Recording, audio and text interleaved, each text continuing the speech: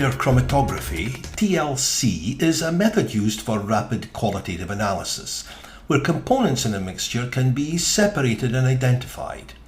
This video is focused on the general method or procedures used in TLC, and for information on the theory, you can check out your lab manual or lab guide. Separation occurs on a thin layer of silica on top of a solid support such as a sheet of glass or a sheet of plastic as seen here, and this is called the TLC plate. The properties of the silica and the properties of a solvent are used to draw the components up the plate.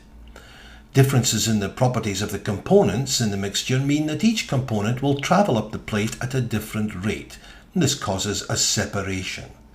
The separated components can be identified by comparing how far they travel along the plate relative to reference material, also known as standards. Let's take a closer look. First of all, we need to prepare the TLC plate. Make sure that you handle it only by its edges or use tweezers since we don't want to contaminate the silica gel surface. A ruler is used to draw a line using a pencil about 1 centimeter from the bottom edge of the plate. And draw only a very light line and try not to score the surface of the silica. This line is called the origin. Vertical markers are spaced about 1 centimeter apart along the origin. These markers are used as points of reference when applying mixtures and standards dissolved in a suitable solvent. And here we are going to run 4 lanes, lane A, B, C and D. In this demonstration, we're going to see how to separate and identify using TLC. In this bottle, the identity of the contents is unknown, but we do know that it contains either compound X or compound Y, or even a mixture of both.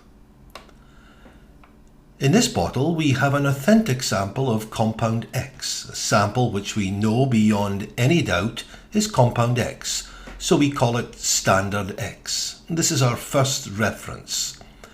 In this bottle, we have an authentic sample of compound Y, sample which we know beyond any doubt is compound Y, so we call it standard Y, and this is our second reference. The first part of the TLC analysis is to spot the plate. We use a capillary applicator to apply a spot of standard X at the origin in lane A, and again in lane C.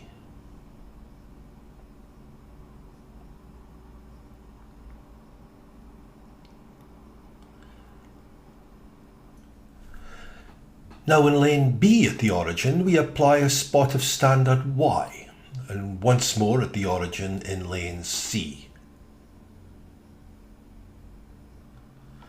And note how we use a clean capillary applicator with each solution. This is to avoid cross-contamination between the lanes.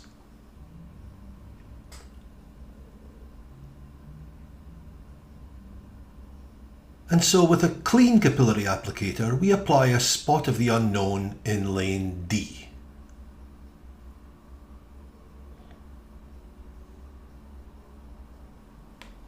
So looking at the spotted plate, we have standard X in lane A, standard Y in lane B. In lane C, we have a mixture of standards X and Y. And in lane D, we have our unknown, which is either X or Y, or a mixture of both. Let's find out the composition of the unknown. A pre-measured volume of a suitable solvent is added to the developing chamber. You'll normally be told which solvent to use. The developing chamber is covered with a lid for a few minutes, and this few-minute waiting period allows the atmosphere inside the tank to become saturated with the solvent vapours. The spotted plate is quickly placed inside the developing tank so that the bottom end is immersed in the solvent pool. We must always make sure that when we first put the spotted plate into the solvent pool, the origin is above the surface of the solvent. Generally, the solvent will take just a few minutes to ascend the plate, and we can usually see the front edge of the now wet silica slowly ascend the plate. This boundary between dry and wet silica is called the solvent front. When the solvent front is close to the top of the plate, say about 1 centimeter from the top, the plate is removed from the developing tank. and the solvent front is quickly marked with a pencil. There are a number of ways to see, or as we say, visualize developed TLC plates. A common method is to place the developed plate underneath an ultraviolet or UV light source. This method of visualization is by far the most common in your lab. If a fluorescent indicator is added to the silica will fluoresce under UV light. Chemicals on that plate, however, will usually show up as dark spots. Sometimes, when the chemical on the plate is UV active, the spot will fluoresce a different colour than the silica and be visible in that way. But most compounds will just show up as dark spots against the fluorescent silica background. So while visualizing the plate under UV, we're now able to outline all the spots with a pencil so that we can locate the spots under visible light. And once all the spots are outlined, we can remove the plate from the UV light box. And now that the plate is no longer under UV light, we can see all the spots together with the solvent front. Let's take a closer look at the results. By comparing the results in lanes A and B, we can see that compound Y has travelled further than compound X. Now comparing lane C with lanes A and B, we can conclude that the lower spot is X and the higher spot is Y. This is called indexing the references.